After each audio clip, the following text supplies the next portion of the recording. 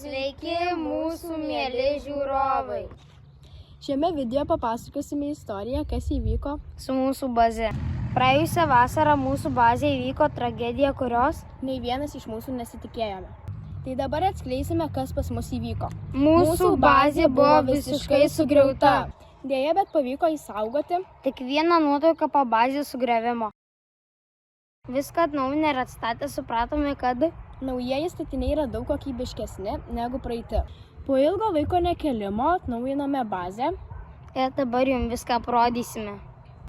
Prieš pradėdami jums viską parodyti, prašome nekreipti dėmesio į visą netvarką mūsų bazėje. Tai pradėsime nuo įdomesnės dalies. Tai čia turbūt tuoj turėsime augintinių. Toliau eime prie mūsų pirmo aukšto. Štai kaip jis kol kas atrodo. Tikrai yra labai netvarkingas, bet kol kas tai viskas gerai.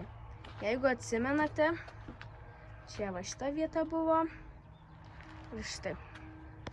Tai dabar lipsime į antrą aukštą. Ir antrame aukšte turim gal truputį tvarkingesnį variantą. Čia palukas ir čia mūsų balkonas.